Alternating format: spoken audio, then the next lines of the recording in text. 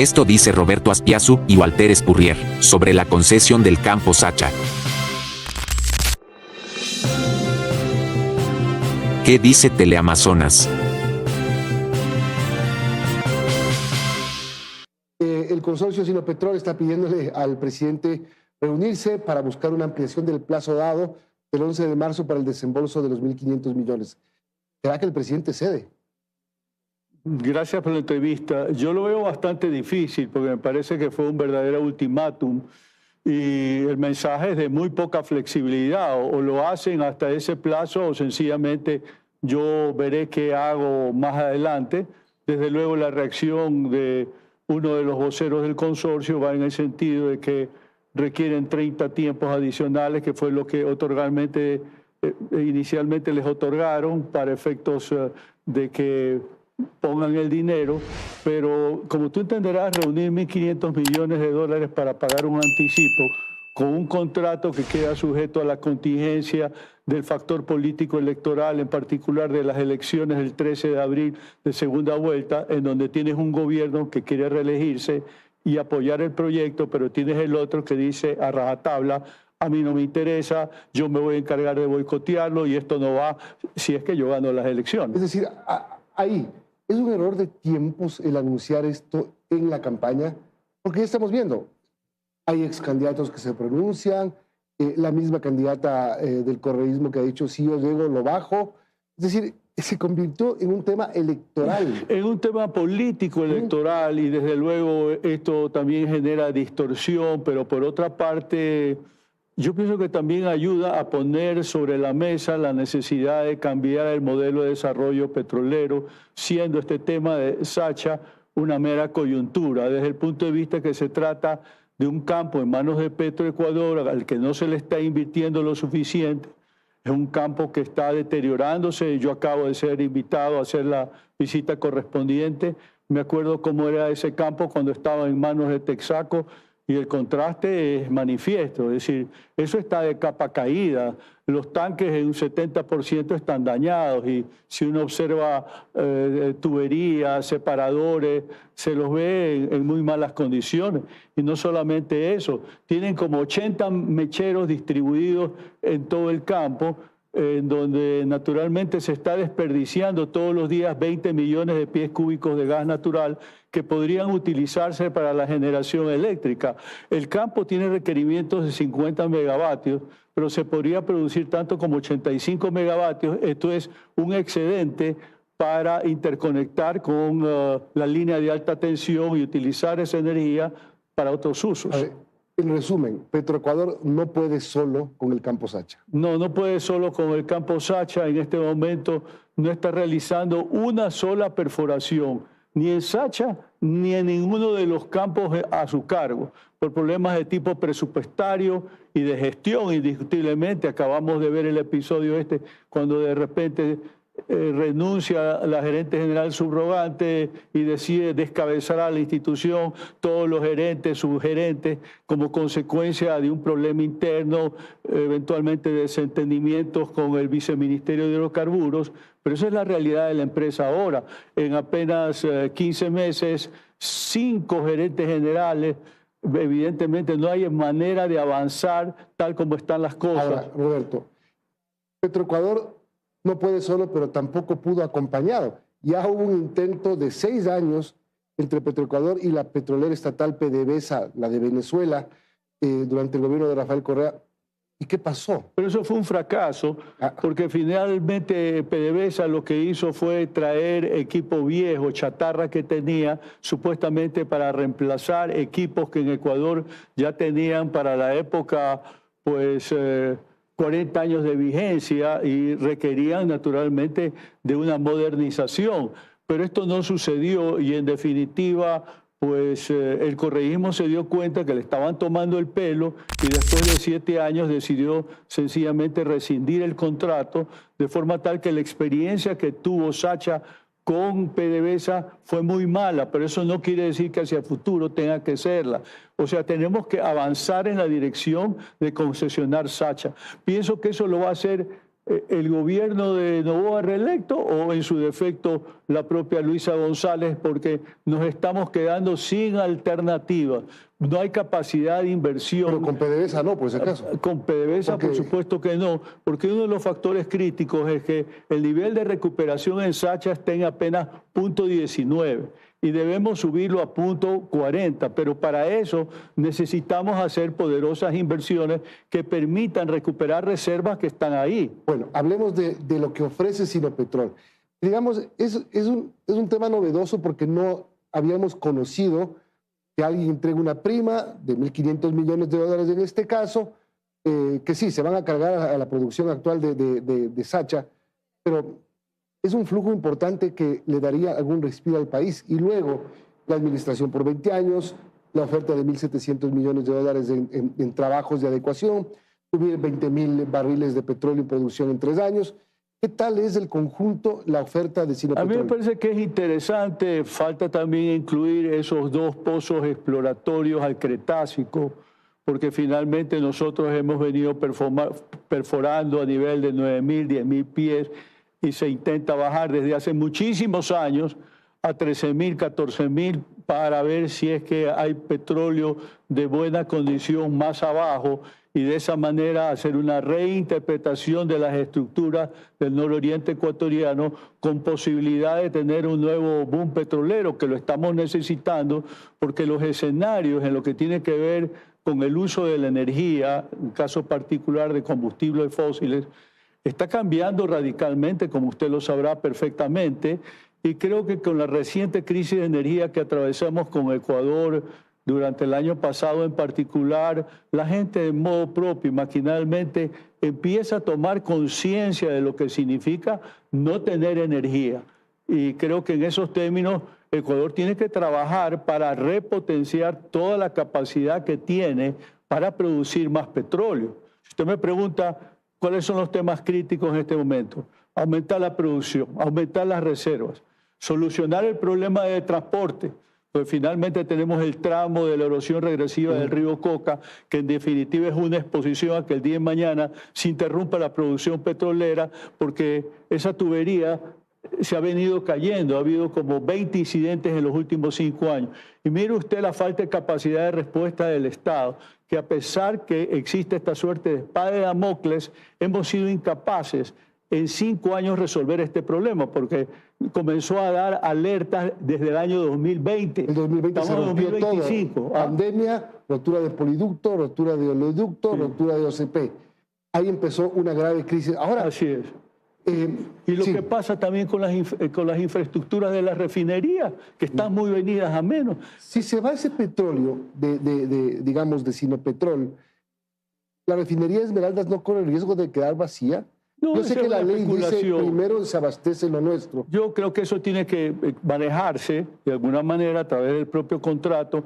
Además, tiene que tener presente usted una cuestión que no ha estado suficientemente aclarada, que es la parte que supuestamente le corresponde a Sinopetrol. Esa parte está sujeta a un complejo esquema tributario del sector petrolero en el país. O sea, me voy a permitir mencionar, más allá de impuesto a la renta, regalías, hay 12% a las utilidades para un fondo de desarrollo de la Amazonía.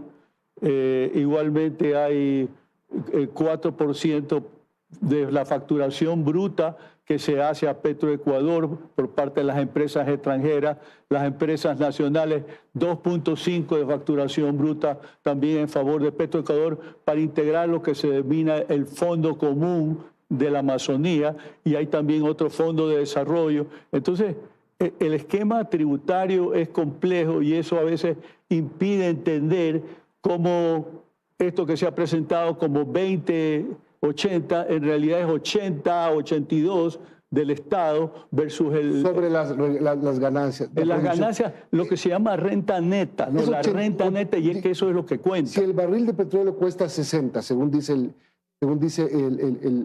plan de contrato, va a ser 87-12 más o menos la participación.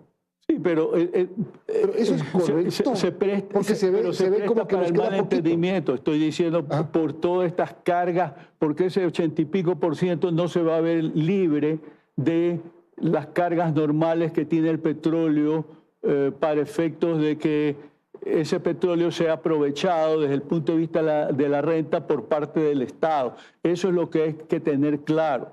Te estoy diciendo, tienes impuesto a la renta, regalía, tienes un impuesto adicional del 12.5%.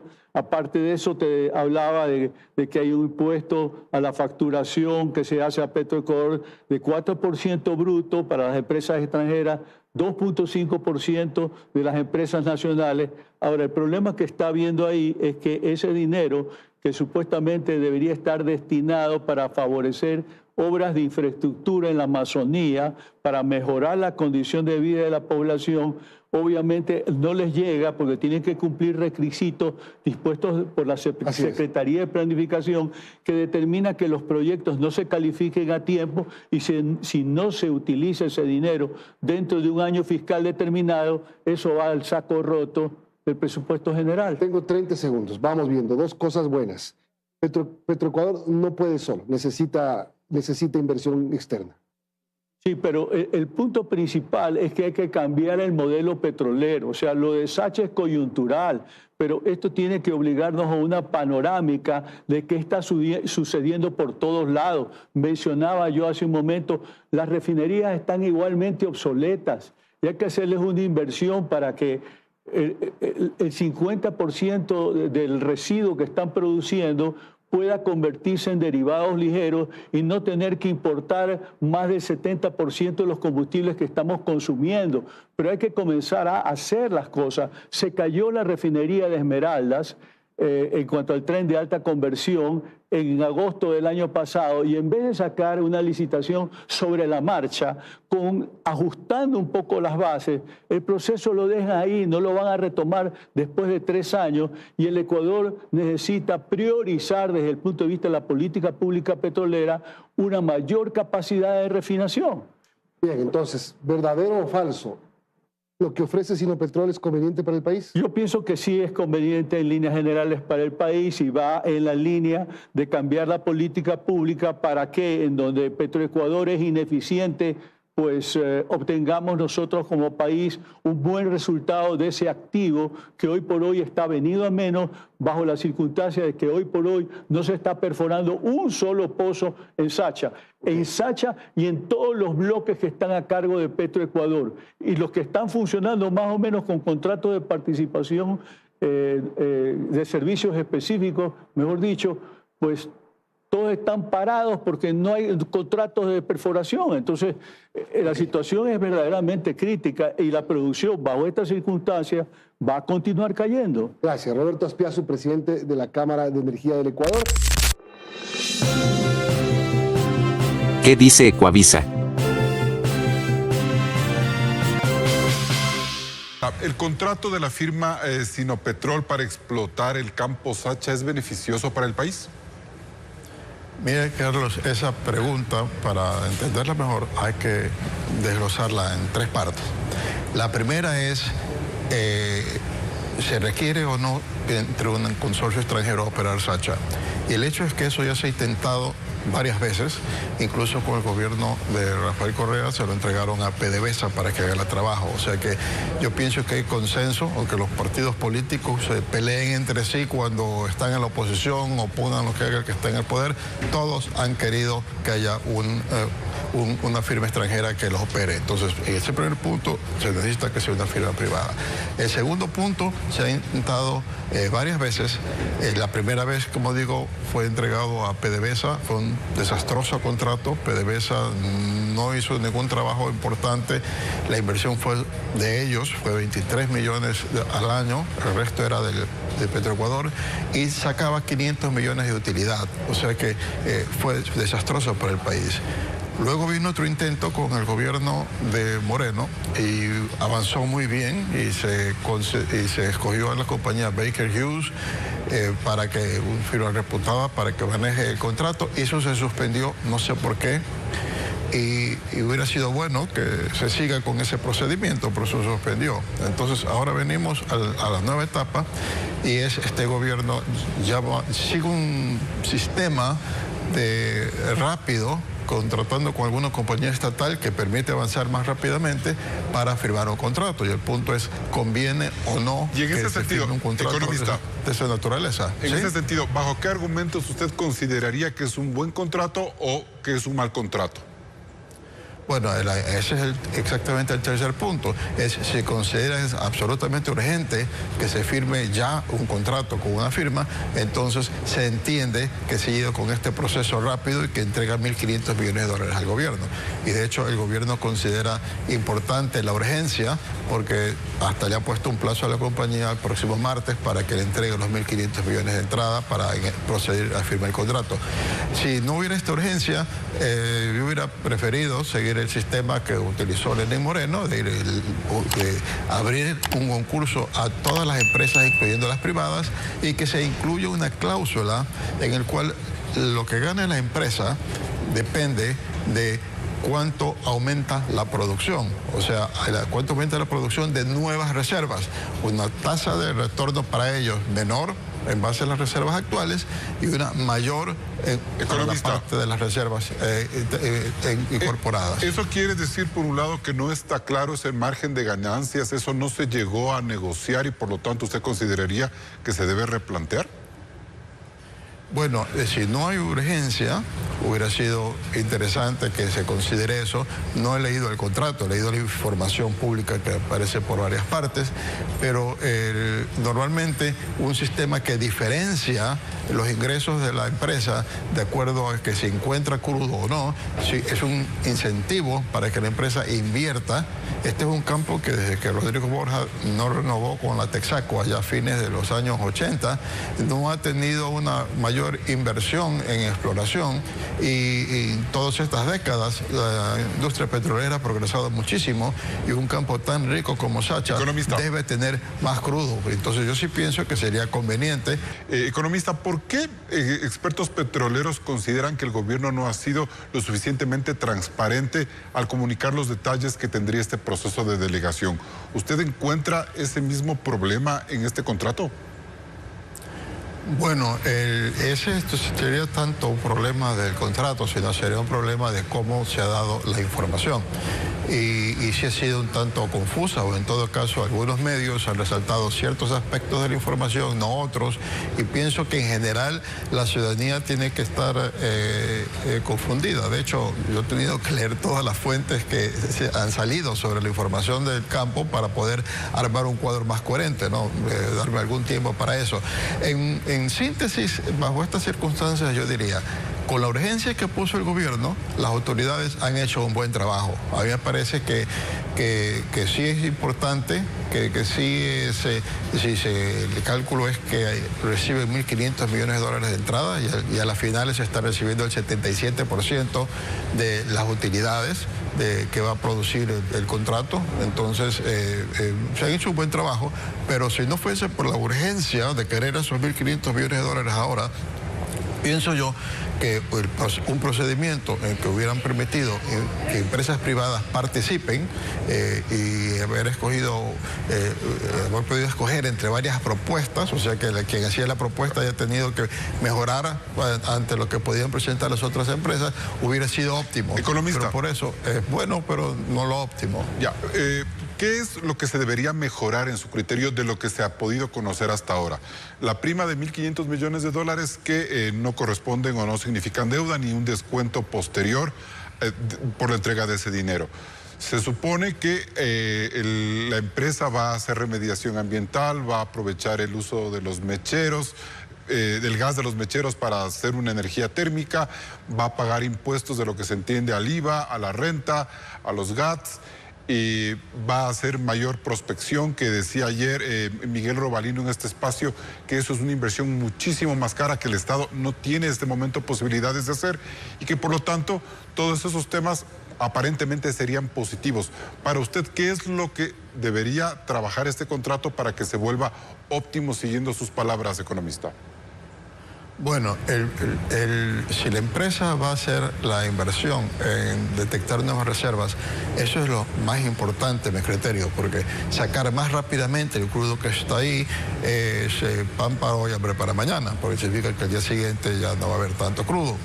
El punto es que bajo el sistema que normalmente se ha usado en este tipo de contratos, y es el que se establece una curva base, o sea, dice, las reservas actuales tendrían determinada curva de crecimiento, o de crecimiento a medida que se van consumiendo, y de eso usted va a recibir tal participación, y de cualquier cantidad adicional de reservas que usted descubre, que usted pueda desarrollar y que aumente en la producción, de esos usted tendrá una cantidad mayor, o sea, un porcentaje mayor. Entonces, ese tipo de cláusula torna muy atractivo a la empresa invertir en encontrar nuevas reservas, porque tendría mayor rendimiento y es una inversión de riesgo.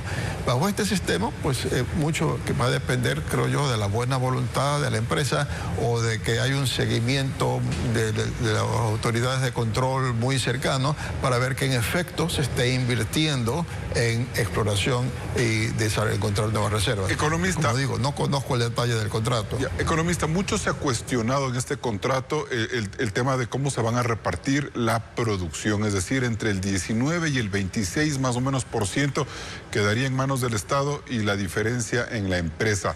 Eso dentro de los detalles que le mencioné hace un momento y de la importancia que usted le da al tema de la prospección, de buscar nuevas reservas y de la urgencia que tiene el gobierno, ¿eso es bueno, eso es malo, se pudiera mejorar? ¿Hay razón para la molestia de muchos sectores, incluyendo el correísmo y los grupos sociales, por ese reparto de producción?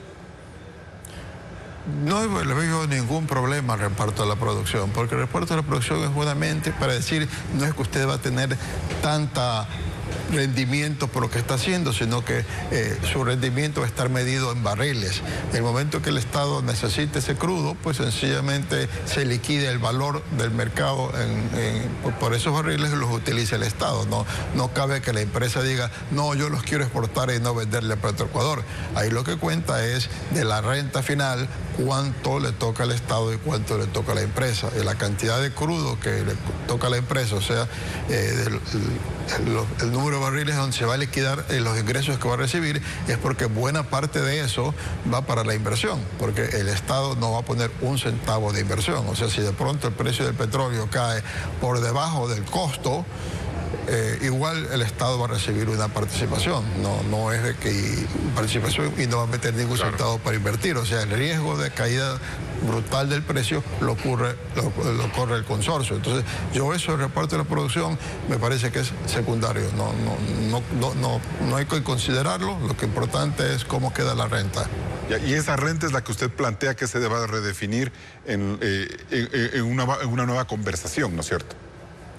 Si hubiera esa cláusula, pero si no se lo ha hecho, pues si hay apuro y se requieren los 1.500 millones de dólares, lo que quieren es la prima de entrada de 1.500 millones de dólares, y la otra que en el presupuesto se contempla que este año se van a emitir 1.500 millones de bonos en el mercado secundario, o sea, en el mercado internacional, o sea, el mercado financiero, y eso no se va a poder hacer. Entonces requieren ese dinero por urgencias económicas y por eso piden esa prima de entrada. Pero en todo caso, y por eso se firmaría un contrato sin haber entrado en estas discusiones que son más lentas. Economista, en medio de los cuestionamientos al gobierno dentro del país, el presidente Noboa decidió que si hasta el 11 de marzo el consorcio chino-canadiense no da la prima de los 1.500 millones de dólares, no firmaría ningún contrato. ¿Esto es lo correcto? ¿Hizo lo correcto Noboa o hay una presión innecesaria al consorcio que, de lo que se sabe, no tiene la posibilidad de hasta el 11 de marzo entregar el dinero, sino que necesitaría los 30 días laborables para gestionar el dinero, que fue el acuerdo inicial que se alcanzó la semana pasada? Bueno, no sé exactamente a qué se deba la estrategia del gobierno, si es que necesita ese dinero para poder mostrar que está haciendo entrar dinero del contrato en la economía antes de la segunda vuelta. Ese puede ser el motivo. O puede ser el motivo que el presidente, ante tanto cuestionamiento, haya decidido que políticamente no le conviene seguir con el contrato. Entonces pone una condición que yo veo difícil que las empresas cumplan. Y veo difícil que cumplan porque ya vemos que el correísmo ha dicho que si ellos ganan las elecciones y tienen el 50% de chance de ganar, que ellos no respetarían el contrato. Entonces de pronto entregar 1.500 millones de dólares a un gobierno que dice no voy a firmar el contrato y tener que ir a pelear, a recuperar el dinero, pues no creo que le sea muy atractivo. Entonces yo no sé hasta qué punto lo que el gobierno está haciendo es retirándose del contrato ante los cuestionamientos y lo que podría afectar en la campaña. Pero eso es una especulación de mi parte. Me parece que sería lo lógico de lo que hace el gobierno, al contrario, no entiendo. Lo correcto sería, economista, para cerrar ya la entrevista, que en caso de que Noboa gane la elección, más bien lleve hasta después del 13 de abril las negociaciones. Eso sería, o mejor dicho, ese es el escenario ideal en este momento. Si es que Noboa gana la elección. Pero yo pienso que si él gana la elección, igual va a querer recibir ese dinero lo antes posible para equilibrar las cuentas del presente año, que como digo, le faltan los 1.500 millones de la colocación de bonos en el mercado internacional y por lo tanto yo pienso que tratarían de cerrar lo antes posible, probablemente en los 30 días que estamos hablando, y eso sería pues la lógica dentro de lo que está haciendo el gobierno, y no replantear, renegociar las condiciones y tomar más tiempo recibir ese dinero de ingresos.